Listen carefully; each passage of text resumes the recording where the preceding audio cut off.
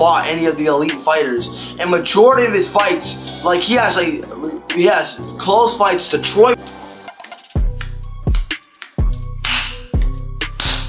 What is up, ladies and gentlemen? Welcome back to the channel. So going down this weekend, we got up here the co-main event for the Anthony Joshua fight. I do got Anthony Joshua knocking the guy out in like 3 to 4 rounds. But we're gonna predict the co-main event for this fight: Josh Kelly versus Caoimhin Agyarko. And yeah, Josh Kelly is going to be making his first title defense, and this is an interesting fight. But before we get any further into the video, make sure you guys hit that like and subscribe button, turn on notifications when you guys want to see when I upload new videos. Comment down below who you guys got winning, Josh Kelly or Agyarko, by knockout or decision. Let me know in the comments. Without any further ado, let's get into the video. So, you guys may know Josh Kelly won the world title back in January, beating Bakram. If you guys don't remember who Bakram is, Bakram was the guy who knocked out Tim Tszyu in 3 rounds, which was that KO was brutal. And it was a very close fight, and in my opinion, on top level, like elite top level, that had to be one of the best fights of the year, hands down. That fight was awesome. But there were some things in that fight that were, you know, slightly concerning that for Josh Kelly coming into this fight, because against a guy like Agyarko, Agyarko has an excellent jab. He has high boxing IQ, explosive combinations, and very good body punching. But some weaknesses that I've seen from Agyarko is that Agyarko is not a KO artist. And listen, that may not be a problem, but like against a guy, I feel like in a lot of fights against a guy like Josh Kelly who consistently moves, and that's why Bakram was able to, you know, give him a very tough fight, because Bakram is a KO artist, has a lot of KOs on his record, gives him a tough fight. Those are the type of fighter, like either that or like this technical long-range fighter with a lot of knockouts, who sets up and manages to find the knockout. Like those type of fighters are the type of fighters to give Josh Kelly some problem, and that's how Bakram managed to give him some problems. Another weakness is from Agyarko. Sometimes he can fight at a measured pace, and which means is he puts himself in these risky positions where he can get knocked out very clean, where he either get knocked out or gets clipped very clean. Looking at his last fight against Ismail Davis, which, you know, he won a majority decision, which I know a lot of you guys may be thinking, oh, Ismail Davis isn't top fighter getting in a majority decision facing Josh Kelly. I don't know if you guys remember this, but Ismail Davis also lost a majority decision to Josh Kelly, which was a fantastic fight. But another thing but those are some weaknesses that I've seen from Agyarko. And one thing I do like to say, I think it's an interesting fight.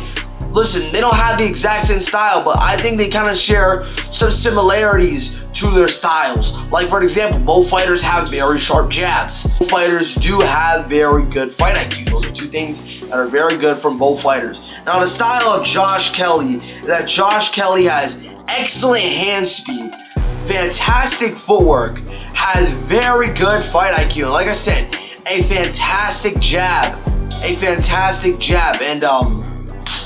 some things that I have definitely seen that are weaknesses for Josh Kelly is that he sometimes keeps his hands too low. Listen, I know sometimes in fights you can definitely move, but he keeps his hands a little bit too low. Like, it's sometimes fighters, they keep their hands low, like above, like below their face a little bit, but they're still kind of like this so they can put their hands back up. This man has his hands almost at his, like legit below his weight, like almost below his waist. And it may seem like, oh, but that's a style he's been fighting for quite a long time. Yeah, but the amount of times that I've seen him get clipped and rocked in his career is oddly concerning. I think if he wants to keep his hands low, keep his hands low like this, where your hands are like this, so you can still be able to block them. Don't have them like below your waist. Below your waist. Because listen, he'll do a good job for 10 rounds straight with those. But then towards like that 11 to 12 round, that's when fighters, that's when they kind of start to catch up on what he's doing after those 10 rounds. Because he can go hard. Listen, he can push the pace. Like, you know, even though sometimes he may start to fade out a little bit, like what we saw in his only loss to that David Avanesyan guy, if I said the name correctly. That guy's fought a lot of top tier dudes, but that guy managed to find his pace, managed to find Josh Kelly's pace pretty easily coming into that fight. So a few things I think Josh Kelly needs to do, because out of all of the top, in my opinion, these are the top 5 in my opinion, between him, Xander Zayas, Fundora, Virgil, Boots. You know, I think Xander Zayas is still a top 5 guy, even though he just lost to Boots. I think he has the better fight IQ and the better footwork than all of them. Sure, you guys can say that Fundora has better fight IQ, but that fight IQ hasn't been tested with some of the, you know, the top elite fighters in the division. So for now, I think Josh Kelly definitely is very smart at what he does. But I think he definitely gets rocked a lot. Not like a lot consistently throughout the fight, but sometimes him keeping his hands down low, he definitely could be a little bit hittable. And sometimes what he likes to do, he keeps his hands down low. He likes to try to make his opponent miss, which leads his legs stiff. You know, sometimes he does that, but sometimes when he's trying to wait, it's sometimes it's very bad, because sometimes to like the right, to like the left a lot, so he likes to sway to the left. And sometimes when fighters catch on to that, they manage to feint a punch and then come up with a nasty counter shot that could rock him or get him or have the fight get finished.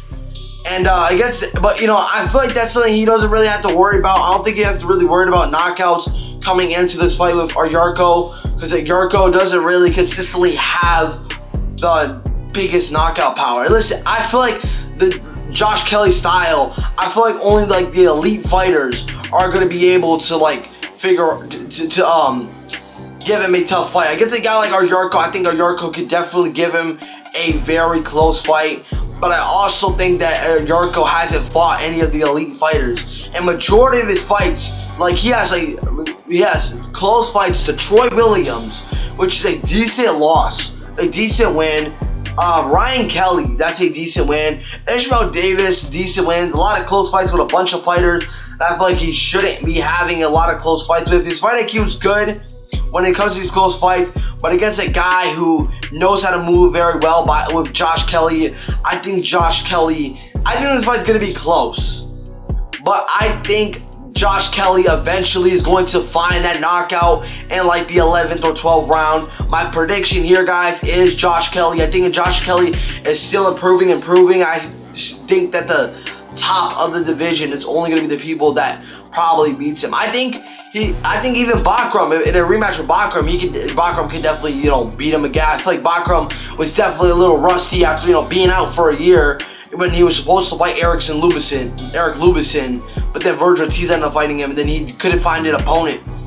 So I just think that Bakram was definitely a little rusty. I still think the second fight would definitely be a little bit even more close.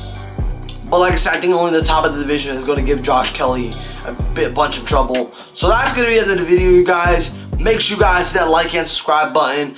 Turn on notifications when you guys want to see when I upload. Comment down below who you guys got winning between Kelly and Agyarko by knockout decision. Thank y'all for 128 subscribers. I'll see you on the next one. I'm out. Peace.